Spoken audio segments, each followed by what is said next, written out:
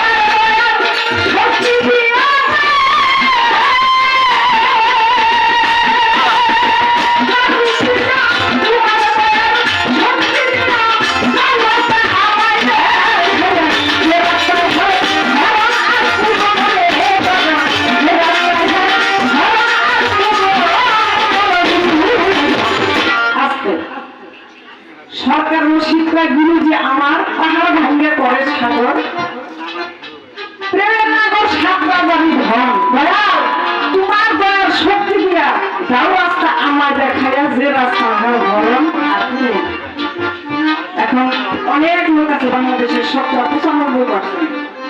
দেখবেন মাথার চুল পেকে গেছে, দাড়ি পেকে গেছে, দাঁত দিয়ে একটা পড়ছে। তখন শুনেছে কোরআনের আল্লাহ বলছে মুর্শিদের হাতে হাত রেখে আত্মসমর্পণ করতে হবে। তখন দৌড়িয়ে যায়, ওই যে কেলার বছরই দৌড়ে যায়, ফকুর ঘাটি দৌড়ে যায় বৈরাবর, দৌড়ে যায় আমার জামালচন্দ্রের কাছে, যে এটা তো তাহলে আমাদের আত্মসমর্পণ বা হতে হবে। এখন দয়াল ওই জমাদের তো সব হরণ হয়ে গেছে, এখন পুরো ঘর কাজে কুশল নাকি যদি বলেন যেগুলা চলে গেছে এনার পুরো হওয়ার কাজে কুশল নয়, তা আমরা মানবো না। কারণ আমার গুরুজির কাছে যদি আমি গেছি যে থাকি, গুরু যদি আমার ভ্রমণ করে থাকে, তাহলে আমার হারানো জিনিস ফিরিয়ে দিতে হবে নাকি? তাহলে তো আমার মামার জবাবটা কোথায় চলে যাবে? দয়াল আপনি এই সাধনটা বলবেন, আমি নাম বদলে খেলবো, সাঁতার গায়ে না লাগাবো জল। এই সাধন কোন সাধন? আমি কাম সাগর সত্যি থাকলে যেন আমার কোনো দেহের কোনো ক্ষতি না হয়। এই সাধনটা কোন সাধন? এই সাধনটা আমাদের আজকে শিখাবেন, তবেই তো আমাদের গুরু দরবারে আসা সার্থক হবে, গুরুর কাছে বায়াত হওয়া সার্থক হবে নাকি? এইখান থেকে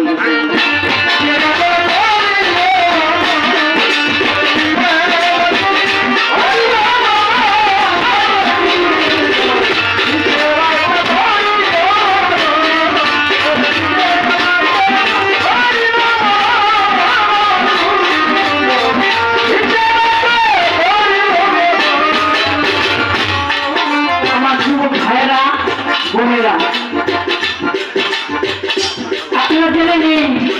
এই নদীটাকে উদ্ভূতি করা যায়, সেটাকে আমার গুরুজিরা, আমার গুরু সাধন ভজন ভজনে আমরা এই নদীটাকে উদ্ভূতি করতে পারবো। যখন আমি নদীটাকে উদ্ভূতি করলাম তখন আমার এই হয় নাই, আমি তো দুর্গটা ডুবে থাকলে আমার আর কোনো ক্ষতি হবে, আমার আর কোনো হয় নাই। আসলে বড়দেরা আমার গুরুজির স্মৃতি এমন একটা বিষয়, ছোট ছোট ছোট ছোট ছোট বলছি, শান্তি বলি না। গুরুজি এমন একটা বস্তু, এমন একটা বিষয়, বড়দেরা যে ওই দেশে যায় নাই সে বুঝবে না, আর যে ওই দেশে গেছে সেই একমাত্র জানে গুরু মুর্শিদ কেমন হয়। যার গুরুজি এই জগতে আসছে তারা একটু কম বুঝবে। আমার জামালচান যেদিন চলে যাবে সেদিন আপনারা বুঝবেন। আমার জামালচানের ভক্তবৃন্দ যারা আছেন, আমি অনুরোধ করব আমাদের মঞ্চে আসতে। তোমার দয়া যেদিন চলে যাবে সেদিন আপনারা বুঝবেন। দেখবেন গুরু ভক্তরা তারা যার কাছে জানি খেয়ে গুরু মুর্শিদের কথা শুনুক না কেন, দেখবেন গর্বণী চোখে জল এসে গেছে। কেন এসেছে? ওই যে রাধে ছিল, আমি রাধে তাকেই ভালোবাসি, যে আমার কৃষ্ণকে ভালোবাসি, আমি রাধে তাকেই ভালোবাসি, যে আমার কৃষ্ণের নাম সবসময় যার মুখে সর্বসময় আমার কৃষ্ণের নাম থাকে, আমি যে তার দাসী হয়ে গুরুজি এমনই বস্তু, এখানকার পরকালের বন্ধু। দেখবেন এই জগতে আপনার বন্ধু বান্ধবের অভাব নাই, কিন্তু সেই জগতে গিয়ে আপনি কাউকে খুঁজে পাবেন না। তিনি বন্ধু বান্ধবী, আত্মীয় স্বজন, স্ত্রী পুত্র কাউকে খুঁজে পাবেন না। যে ভক্ত হয়েছে প্রয়োজনের একমাত্র সেই বুঝে গুরু প্রেম কি বস্তু, গুরু প্রেম কি জিনিস। আর যারা ভক্ত তারা দয়ালকে ডাকলে খুঁজবে ভক্ত তারাই। আমার পরিবারে এলি রশিদ চিস্তি ভক্ত ছিল মনসুর, সে যখন আমাদেরকে দেখতে চাইতে কখনো দেখতে চাইতে, আর যারা অবলক্ষ তারা খুঁজে পায় না, দয়াকে ডাকলেও খুঁজে পায় না। তাই সাধক গানে বলেছেন,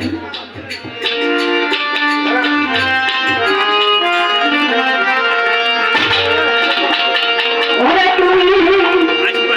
দেখা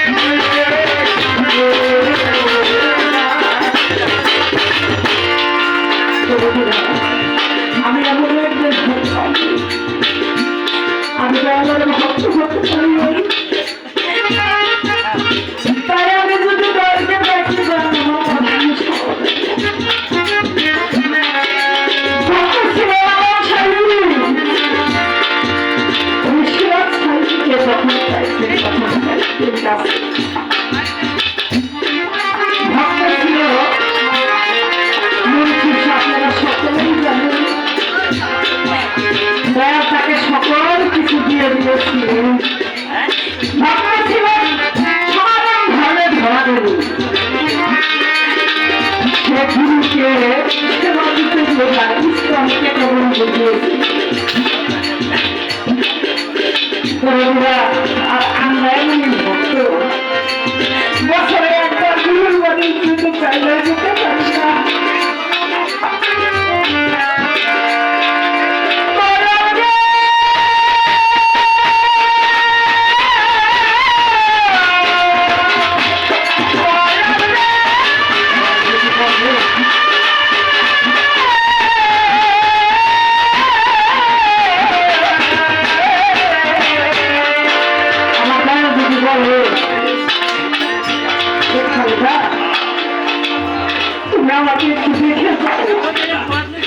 আমার তো এখন অসময় আমার ভালো লাগতেছে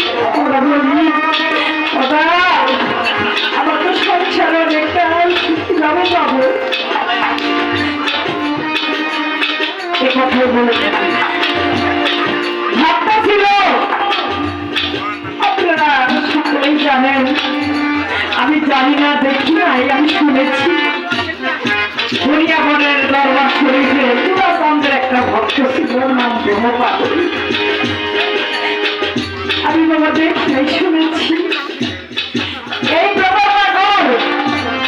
দরবারে 12টা বছর ছিল তার একটাই ডিউটি ছিল ওই দরবারে যতগুলো পায়খানা আছে সেই পায়খানা পরিষ্কার বাবা আমরাও ভক্ত আমরা গুরুর বাড়ি গিয়ে জুতাই খুলে দেব আমাদের দ্বারা কি গুরুর সেবা হবে হবে না সেই ব্রহ্মপাদল ওই দরবারের পায়খানাগুলো পরিষ্কার করতে একদিন তো আর ডাক দিয়ে বলতেছে ভ্রমণে কিন্তু অনেকদিন আমার দরবারে রইলি এখন তো থাকা চলবে না তুই বাড়ি চলে যা ব্রহ্মপাদল চোখের পানি ছেড়ে বলতেছে দয়াল আমি কি কোনো ভুল করেছি আমাকে যেতে বলতেছে আমি সারাদিন কাজকর্ম করি সন্ধ্যাবেলা সারাদিন পরে যখন আমার দয়ালের মুখটা আমি দেখি আমার সারাদিনের ক্লান্ত অদূর হয়ে যায় আমাকে আপনি চলে যেতে বলতেছে দয়াল বললো ভ্রমণে আমি তোকে যেতে বলছি তুই যাবি না যেতে তো হবেই কারণ আমার আল্লাহর হুকুম পালন করা হলো খরচ আমার ছেলের হুকুম পালন করা হলো সুন্দর আর যাবতীয় শিবের হুকুম পালন করা হলো খরচাই খরচের চাইতেও যাবত করবে দয়াল শুনতে হবে দয়াল বললো তাহলে চলে যা চলে যাওয়ার সময় আবার ডাক্তার ফিরে এলো শোন অনেকে বাড়িতে গিয়ে কাজকর্ম করে খায় তুই কোনো কাজকর্ম করে খেতে পারবি না তুই 10 বার ভিক্ষা করে খাবি তখন কাজকর্ম নাই ব্রহ্মপাগল চোখের পানি বাড়ি যাওয়া অনেকদিন কথা হইল চৈত্র মাসের 15 তারিখ দরবার শরীফ তখন তো টেলিফোন ছিল না মোবাইল ছিল না ব্রহ্মপাগলের কাছে দয়াল একটা চিঠি লিখে পাঠিয়েছে ব্রহ্মপাগল চিঠিটা বুকে নিয়ে কাম পাচ্ছে যার করে কাম পাচ্ছে ভ্রমণের স্ত্রী বলতে স্বামী আপনি কাঁদেন কেন তখন ভ্রমণ করতেছে আমি যে কেন কাঁদি আপনি বুঝবি না আমি কেন কাঁদি আপনি বুঝবি না আমার দয়াল একটা চিঠি পাঠাইছে এই চিঠির মধ্যে আমার দয়ালের গায়ের গন্ধ আমি পাইছি এই চিঠিটার মধ্যে আমার দয়ালের হাতের স্পর্শ আছে গায়ের গন্ধ আছে পায়াদি কাঁদতেছি তখন তার স্ত্রী বলতেছে তুমি কান্নাকাটি না করে তোমার তো অনেক তরিকার ভাই আছে তুমি যাও না তরিকার ভাইদের কাছে বাবা চিঠিতে কি লিখছে ঘুমিয়ে গেছে তরিকার ভাইয়ের কাছে বলতেছে ভাই গো আমি তো পড়ালেখা জানি না দেখছে বাবা চিঠিটার মধ্যে কি লিখছে তখন এক ভাই কইরা বলতেছে ভ্রমণে হ্যাঁ তো করে যাইতে বলছে ভয়ের বাড়ি পুরুষ তুই যাবি না ভ্রমণ চোখের পানি ছেড়ে দিয়ে আমি কিভাবে যাবো আমি তো 10 বাড়ি চাই খাই আমার কাছে তো টাকা পয়সা নেই আমি কিভাবে মতো গাড়ি ভাড়াও নাই দেখবেন একই এলাকায় যদি দয়ালের ভক্তরা থাকে গ্রামে পুরুষ আসলে সকলেই একটা বৈঠকে বসে বসে কিনা বৈশাখে কি নিয়ে যাবে এটা একটা মিটিং করে পর সকলেই বসছে বসা অনেক চাউল ডাউল টাকা পয়সা উঠছে এখন এই চাউল ডাউল স্থান পর্যন্ত কে আনবে তখন তো এত গাড়ি ঘোড়া ছিল না গাড়ি ঘোড়া ছিল কিন্তু রাস্তা ছিল না এক তুমিকার ভাই বলতেছে এত চিন্তা না করে ভ্রমণ পাগল আছে ওরে করলেই আমার চাউল ডাউল সব স্টেশনে নিয়ে দিবি বললো ঠিক আছে ভ্রমণ গিয়ে বলতেছে ভ্রমণ দয়াল তো চিঠি পাঠাইছে তুই যাবি না বলছে ভাই আমার কাছে টাকা পয়সা নাই আমার তো গাড়ি ভাড়া নাই আমি কিভাবে যাবো তখন ভাইয়েরা বলতেছে কখনো গাড়ি ভাড়া লাগবে না আমরা আমার গাড়ি ভাড়া দিয়ে নিয়ে যাবো আমাদের যত চাউল ডাউল আছে তুই কোনকে স্টেপ পর্যন্ত নিয়ে যাবো আমার পাগল খুশি হলো সারাদিন আমার হাতে থাকতে সকালে চাউল ডাউল কোনকে স্টেপ মাথায় উড়িয়ে দিল নেওয়া শেষ এক ভাই বলতেছে গাড়ি ভাড়া তো অনেক টাকা লাগে এই ভ্রমণ পাগলের রাখে দিলে ওই টাকাটা যদি দয়ালের হাতে দিয়ে দেওয়া হলে খুশি হবে আর ভাই বলতেছে তাহলে টাকা মুখি দিয়ে বলতেছে আমার একটা বুদ্ধি আছে 2 টাকা দিয়ে বলছে অনেক দূরে একটা দোকান দেখা দিচ্ছে ভ্রমণ দয়াল বাড়ি তো খালি খালি যাইতে হয় না তাহলে কিছু আগরবাতি মোমবাতি নিয়ে আয় আমার পাগল মানুষ সরল মন দৌড়ে লেগেছে ওই দোকানে যাইতে যাইতে সমস্ত মালপত্র গাড়িতে উঠে তুইটার ভাইরা নিয়ে চলে গেছে দৌড়ে এসে দেখি পরে একটা পরিবার ভালো হয় দিকে তাকিয়ে চিৎকা দিয়ে বলেছিল দয়াল তুমি বলেছিলে মায়ের কাছে বাড়ি ঘর সুখ সম্পত্তির ভাগি ভাই ভাগি ডাক্তারের সাথী ওরা তো আমার এই জগতের সাথী হল ওরা আমার নিদানকালের সাথী হবে কি করে তুমি আমার সবাই থেকে আমাকে হাইটা হলো তোমার দরবারে যাবো এই বলে রওনা দিল সারাটা রাত্রি চলে গেল চুলা চান দয়াল একবার ঘরে যায় একবার বাহিরে আসে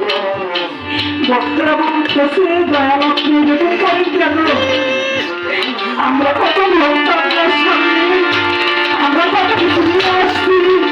আপনাকে সাপোর্ট করতেছেন কেন দয়াল বলতেছে তোমরা সকলে নাইটন বাড়ির ভক্ত না বললো জীবনী তুমি সবাই দেখি আমার ভ্রমণ দেখি না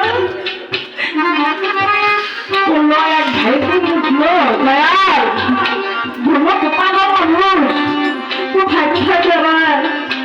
ওরা আমরা দেখি নাই দেখলে ওরা নিয়ে আসতাম দয়াল বাবা মিষ্টি হাসি দিয়ে বলেছিল হাইলে আমার ভ্রমণ করাও আমার সঙ্গে মিথ্যে কথা বলো আমার ভ্রমণের সঙ্গে যদি মতো দেখা না হবে এই চাউল ডাউল দেখে আমরা আমার ভ্রমণের সঙ্গে বন্ধ তারা সবাই চলে যা তখন ভক্ত আমার লাগবে না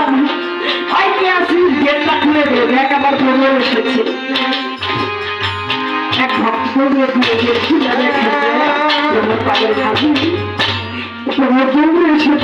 পায়ে পড়ে গেল আমার পায়ে ধরবে না আমার পায়ে বড় ব্যথা আমার পায়ের ফুসকা ফুলেছে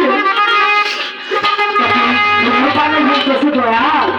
সারা টাঙ্গা থেকে তো সারাটা রাস্তা আমি হেঁটে এসেছি ফুসকা পড়ার কথা আমার পায়ে তোমার গায়ে যাবে বললো দয়াল বললো ভ্রমণ রে কোন ভক্ত যদি দয়ালকে মন থেকে মনে প্রাণে ডাকিয়ে ওই দয়াল ঘরে থাকতে পারে না তুই যখন বলেছিলিস যে দয়াল তুমি আমার সহায় ঠিক পাবে হাইটা রাস্তাতে বাবা বলে যাবো তখন আমি আমার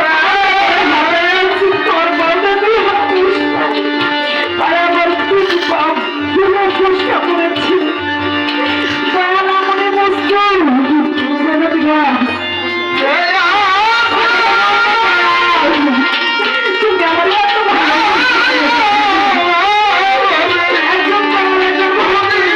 ভালোবাসি